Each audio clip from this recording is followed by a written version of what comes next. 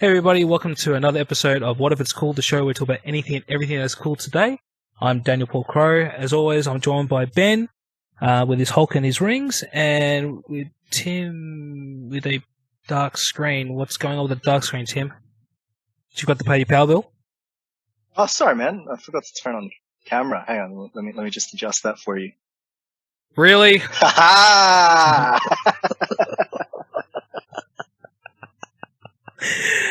So those who are listening right now, Tim, instead of putting just his usual Timmy doll, he's put a copy of Snatch, which is directed by our favourite director, Guy Ritchie. Jeez. well, at least you got his name right. Yeah. And at least it's a film I really like too. I'm pretty sure you really liked Swept Away. Oh, yeah. That's a classic right there. Anywho, we're here to talk about some reviews today. To start us all off, we're going to start with Ben. Ben, what have you got for us today? So, to be talking about Project Power. So, the movie stars Joseph Gordon-Levitt, Jamie Foxx, and a newcomer, Dominique Fishback. So, the whole premise is about what happens if you take this pill that gives you special powers and only for 5 minutes. So kind of like a social commentary in a lot of ways about drugs and the combat on drugs. And yeah, in terms of the storyline, it's great. There's really good acting in it as well. But at the same time, the special effects are top notch, even in terms of one of those movies that goes straight to Netflix. So overall, it was a pretty good experience in terms of the storyline. Nothing too special, nothing too new. Jamie Foxx's character is trying to look for his daughter, and Joseph Gordon-Levitt is some cop that's trying to stop this whole drug epidemic going on. While Dominic Fishback's character is a young student trying to get a rapping career, but also selling the drug as well. So all three characters collide in terms of trying to solve a mystery and try to get to their goals. It sounds pretty good. I admit I've seen the ad for it on Netflix, and I was pretty intrigued because I do like Jamie Foxx, but especially do like the work of Joseph Gordon-Levitt. You know, he was like on a real run for a while after he did. I think it was Brick. After he did Brick, he did Dark Knight Rises and Inception. So he was on a real roll. He directed even his own movie, Don Juan, and a lot of the stuff that he does is usually quite watchable. How did he stack up in this? Well, he did alright, but I guess with most of the film, I think he didn't have much to work with in terms of the script. Like, he played his character really, really well, like as the type of cop that seems to be overrun by these new criminals that have these special powers. So he's kind of in a moral dilemma whether or not he should be taking those drugs himself. And at the same time, trying to find the main source of where the drugs came coming from. So just picture just one criminal that has enough superpowers just to take down a whole police precinct. So that's the type of thing that he's dealing with at this time. Wait, so is it Jamie Foxx that has the superpowers, or is it Gordon-Levitt that has the superpowers? Well, you get superpowers once you take the drugs, and every person exhibits different sort of superpowers according to their genes when they take the drug. I buy that for $1. So Joseph Gordon-Levitt, superpower is like super strength and unbreakable skin, and I won't ruin anything else for you guys. You just got to watch it. Some of the special effects were fantastic. I saw the trailer and I thought they were showing a generous amount of stuff in the movie. Do they spoil too much of it, or do they generally hold back from showing the good stuff? Well, the trailer shows most of the best set pieces, but as you can see from the trailer, it doesn't really give too much away in terms of the storyline or the plot. So it's still worth a watch, but it's one of those films I probably won't watch again. Probably something I'll just play in the background. What, is it while you vacuum? Yeah, while I vacuum or I cook. Is it just because like there's no there's no drive for it. Like, there's no like quotable quotes in it or anything, or is it's just like one of those where you just watch it once and it's finished. It doesn't really bring anything new to the table, I guess, in terms of the plot, and I guess in terms of the plot, it's something that's been done before, and at the same time, you think it's like, I mean, you got two incredible actors as well, and Dominic Fish in that movie is also brilliant, but just when it comes to the tone and everything, it doesn't bring anything new to the superhero genre. And the fact is that genre is just completely saturated now with Marvel movies, DC doing their own little comeback with release a Snyder Cut. The market's just completely saturated, so it doesn't really bring anything new to the table. It's a fun premise, but unfortunately, it doesn't really bring anything new to the storylines. I think that's sort of part and parcel with a lot of the Netflix movies. They look good. They're pretty much popcorn entertainment, but largely forgettable. Is it better than Bright? Because that's the one thing. That's the one movie that comes to mind when you say that, Tim. Like, Bright it had such a great premise, but it was. Yeah. I'm looking forward to Bright having a sequel, but that's just me. I'm sorry, I can't take a movie that says, we got a wand. Do you know how important that is? We got a wand. It just sounded so bad. I remember watching it and going, I can't take this movie seriously. And that's when I turned it off. I think it's funny that you bring it up in terms of like Bright and also Project Power. They created such a fun universe, but it's the execution at the end of the day. I don't know if it's due to limited budget or just short on time or whatever the case is. It just seems the execution of the story, it's just falls short.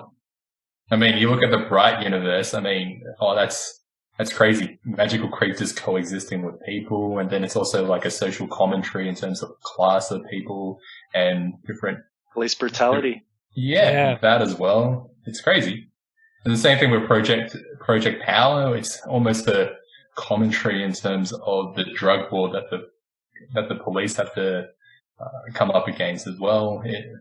There's so many ways that they can go with the story, but it just somehow falls short in execution. That being said, though, Netflix does come up with great series, though. In terms of their series, when it comes to 8 to 10 episode series, they're great. But somehow the movies, I haven't seen one movie that I actually really enjoyed thoroughly. Yeah, I can't think of anything that comes to mind. But I can name you many series, like The Punisher, Daredevil, Umbrella Academy. Dude, come on, episode 1, Extraction. That's a movie. Oh, wait. Oh, jeez. Yeah, jeez. Oh, my gosh. Jesus, you forget the title of our own podcast, but you also forget what we've done in the podcast. And we're only a couple of episodes in. Oh, man. I guess I wasn't part of that first episode. I knew eventually that was going to come up. Come on, man. Well, what did you? Well, on the cool scale, is it cool? Yeah, it's cool. I think it's worth a watch. I mean, the trailer alone was what got me hooked onto it. It's a fun premise. But I guess out of 5 stars, I'll give it 2.5 or a 3. Definitely worth a watch. And that's on Netflix. So, if you got a Netflix account, definitely check it out. Yeah, you're one. Yeah. Don't forget that.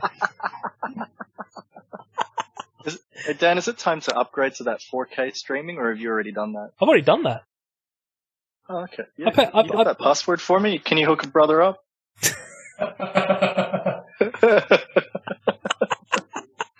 Sure. We'll talk after the show. Look, man, you got a Guy Ritchie gift pack coming your way. As long as it includes Snatch, Lock, Stock, and Swept Away, they'll be good. Dude, you're going to get the steelbook copy of Aladdin.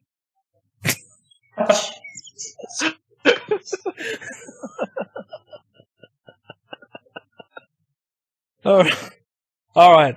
On that note, I'm going to bring a little bit class to this podcast. I decided to class myself a little bit. I decided to read a book. I decided. Pictures? Oh, you know what? Pictures? You know, ironically, there is pictures in this. I didn't even realize the pictures in this until I started reading it. So I'll put holding it up here for the viewers to see, but I will tell everyone who is listening. I've got William Shakespeare's Star Wars. Yeah, it's it's just as stupid as it sounds. It's by Ian Dosha, I believe. And basically, what they've done is they've done the whole of New Hope in the style of a William Shakespeare play. And I'll just give you a little bit of a preview. So this is from, you know, when Darth Vader is holding up the rebel guy by the neck in the first movie. Yep. So it's normally it's like you tell me where the rebels are, and I can't remember the line, but this is what he actually says in the William Shakespeare's version. Thou speaketh well, my storm trooper, and yet not well upon my ear the message falls. I turn to thee, thou rebel, I lift thy head above my own. I mean, it's. I'm sitting here. It took me about an hour to read, and I was just sitting there laughing my head off because I'm just like thinking, how funny it'd be if someone actually made that into an actual play. And I hope they actually do one day, because it's an interesting kind of book, because it does kind of sound like a Shakespeare kind of play, the way it's written, but also the dialogue is just it's just bonkers, man. Like I can't look at that movie ever again after reading this. I literally can't. And it's like they do illustrations as well, in the book, just to illustrate what it would have been like if it was an Elizabethan, what the costumes would look like. Man, if you can find it, definitely have a read. If you're a Star Wars fan, you're gonna love it. But I think it's one of the funniest things I've ever read. And this is definitely cool. Because I've had this book for about, I think, 4 years, and I just saw it the other day. I was like, I was going to give it a read, and I didn't think I was going to enjoy it as much as I did, and I did. And yeah.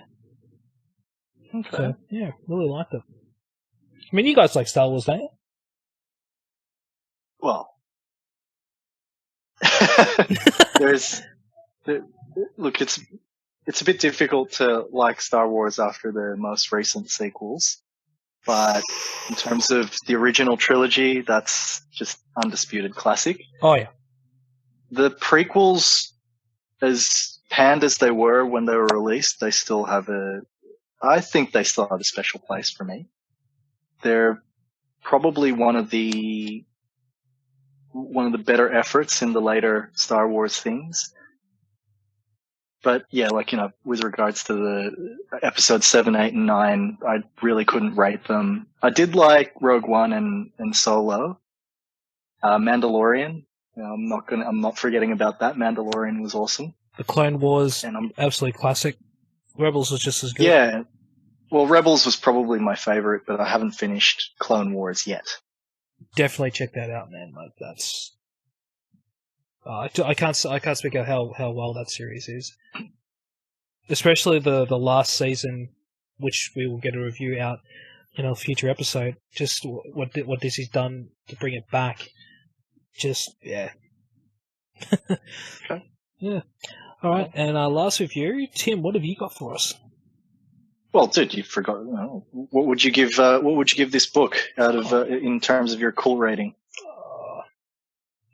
Look, I'm not a big fan of reading plays, but if I was just to judge it solely on a book, I give it a 3 out of 5. Okay, very solid. It's just because it's just a funny thing to read, and I'm always open to reading different interpretations of things, and it's just that if you've never been an actor, or you don't like reading scripts like I do, you probably won't get a big buzz out of it. But if you can overlook that, you'll like it. So that's why I gave it a 3. Excellent. Yeah. Okay, I might have to borrow it off you when this quarantine is over. Oh man, I still got to give you your DVDs as well. That's okay. There'll be time for that. Yeah. Then I can pick up Snatch and Swept Away. That'd be great. Oh, mate, look, it's already. It's already. I'm going to try and find those Criterion cuts, and I'll forward them to you. All right. Well, thank you for your review. The thing that I'd like to talk about is the Musketeers TV series that was on BBC a few years ago. So it's a 3-season series.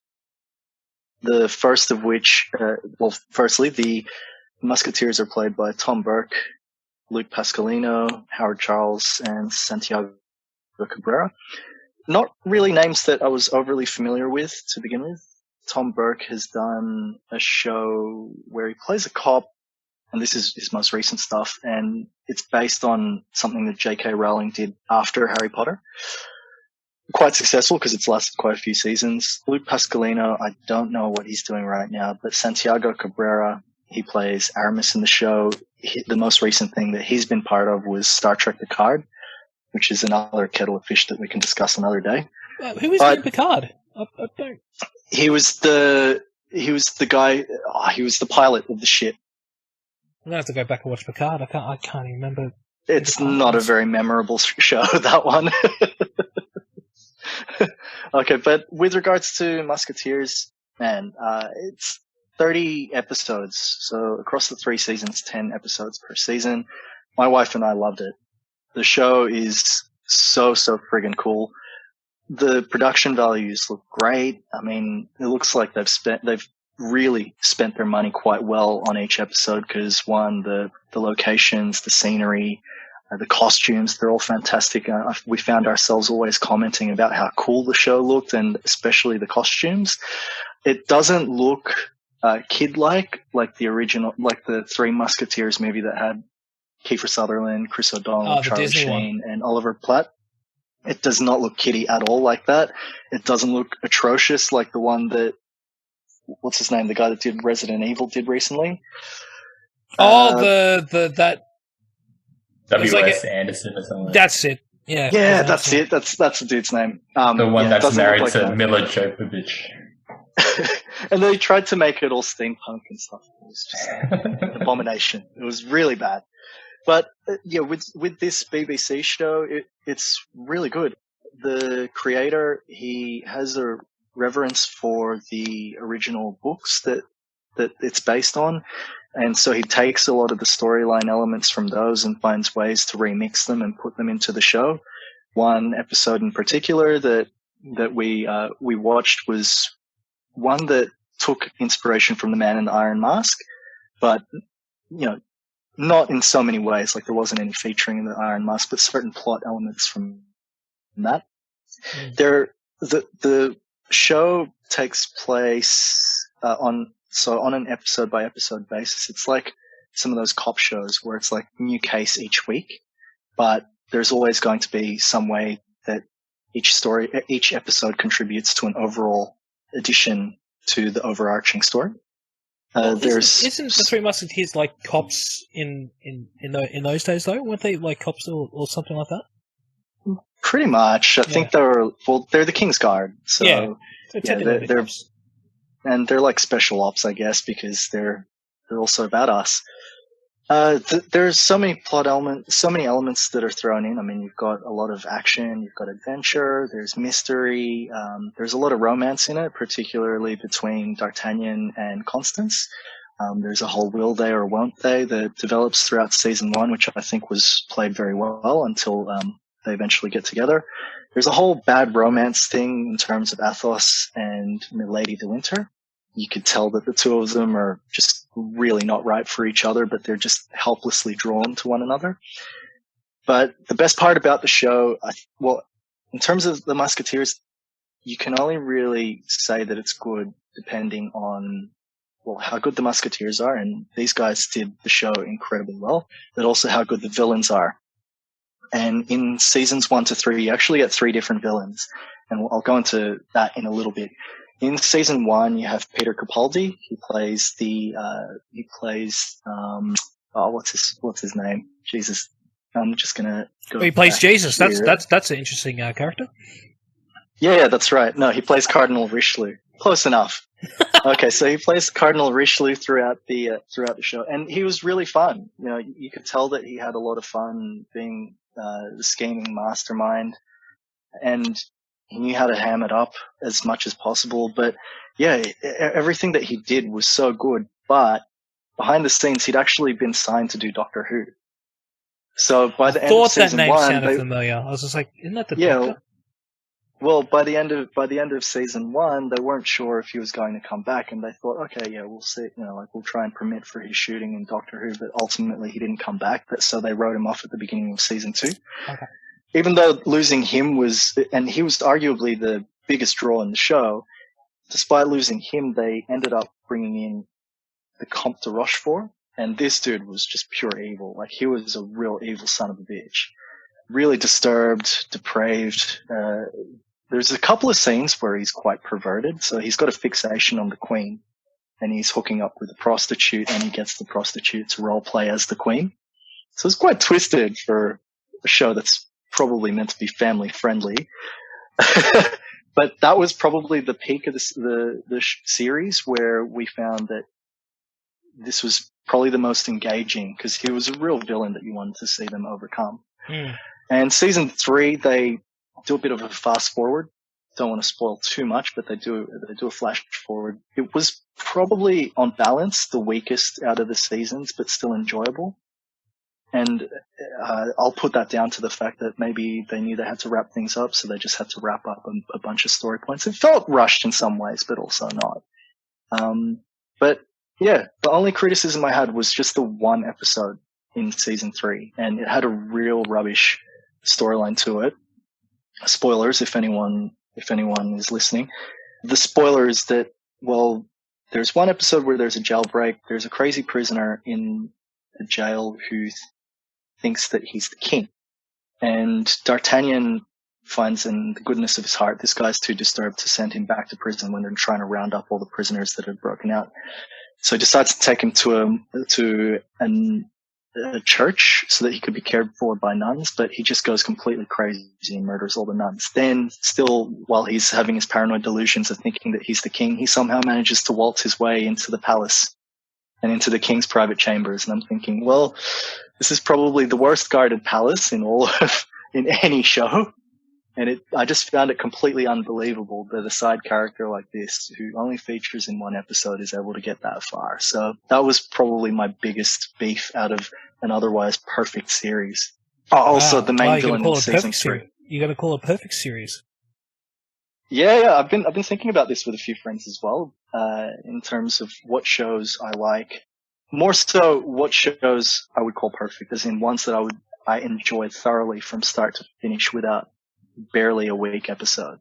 And this comes very close. So 29 out of 30 episodes, I'd say that's pretty good. But yes, the other thing that kind of frustrated me was the main villain of season 3. Well, there's 2. One of them, it's like he was trying to take a page out of Capaldi's book and be a fun villain, but he was kind of shit. But there was another guy, and he was orchestrating everything, and it frustrated me. He was like a ninja. I was like, what are they doing to this guy? How come he can just magically disappear behind smoke all the time? He does that at least 5 times throughout the entire season. Very frustrating. Okay, but apart from that, everything else is great. The action in the show is incredible. Whenever they film action for a series, they tend to walk that fine line between either appearing too choreographed or somewhat realistic. This one, I think it's sort of hewed closer towards realism. It's not nearly as good as the final battle in Count of Monte Cristo, which was very short, but they managed to communicate quite a lot of emotion and rage in that scene, and as well as desperation, because one of them reaches for a rock. They kind of did something like that with this, I guess. But it didn't look too choreographed. So, like when I think of amazing swordplay, I think of series like Pirates of the Caribbean or Mask of Zorro, Princess Bride, but those are very, very stylized. Even when you get to Lord of the Rings, that's pretty stylized, especially with Legolas being the ninja that he is. Still awesome.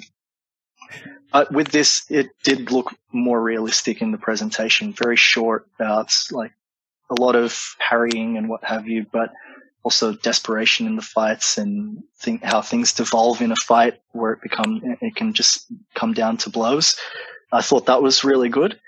They did have a tendency to do many quick cuts in the action, and sometimes they do that in films to mask the physical limitations of the actors. But from what I could see, everyone just looked amazing in this. One thing I would like to really highlight, theme song. This theme song of the series is fucking dope. It is so good. Like, it is hands down one of the best theme songs. It is right up there with the Game of Thrones theme song. And I'm not kidding. We would watch each episode and make sure that we watched the theme song from start to finish. Okay. And yeah, the cast are just a treat to watch. The Musketeers it's a classic book series, and to see it this fully realized, and this is why TV is such a good medium. It allows them more time to expand characters. You don't get that with a lot of movies. Some movies can get it right, but with a TV series that gets it right like this, you get so much more character development. Everyone gets a moment to shine in more ways than one. It's produced by the BBC. I'd be surprised if it wasn't, have the good character development, Yeah, but some of the Doctor Who series weren't that great. They were produced by the BBC. Yeah, good point. Yeah, but with regards to this, everyone gets a chance to shine. They really develop the characters. So who they are from the beginning of the series to who they are by the end, vastly different. And it was really good to see that growth out of all of them. And yeah, it's just such an enjoyable show that, I'd be very happy to watch it again. Well, I think it's pretty obvious. It's cool, yeah. Dude, this easily gets 5 out of 5. Look, let's go Dave Meltzer. It'll get a 7 out of 5. Jeez. I think that's our second Diamond Dave reference. I never knew he was called Diamond Dave before I met you. So every time I watch like Wrestle Hub or something, I always call him Diamond Dave or whatever. It's just oh well. For Ben and for anyone who doesn't know who Dave Meltzer is, he's a reporter for Pro Wrestling Illustrated, I think it is. Isn't it Wrestling Observer Newsletter? It's the same thing, isn't it? I don't know. Oh. Well, he's a reporter who does reviews on matches, and he only ever gives reviews for good matches once in a decade. But yeah, it is what it is for him. Well, that's pretty much it for us today. I hope everyone is safe wherever they are. How are you guys holding up? You're doing well. I guess getting used to working from home, and also I think it's just getting into some good routine going. So yeah. I'm doing okay. I'm just getting a bit of exercise, getting my daily 1 hour walks, which is pretty awesome. Tim, any final words? Yeah, I'm doing fine, man. Staying safe, making sure that we socially distance and be responsible. But yeah, definitely limiting the amount of times that we go out of the house, with the exception of maybe going for a walk. But yeah, look, it's been good to have this time at home. Definitely good to spend more time with the family. And yeah, apart from that, I'll celebrate this milestone. Today was the first day that I actually got I did appear in smart casual for a work meeting. So yeah, that was a big milestone for me. Otherwise, it's just trackies and whatever pop culture T-shirt I've got. Oh, I was just gonna say, it's like no pants every day for me. So yeah, I don't think we want to know that. Yeah. Picture that tonight when you go to sleep, kids. On that note, we'd like to thank you all. That sounds too wrong. I think we're going to have to cut that out in editing. If our producer's listening, leave that in.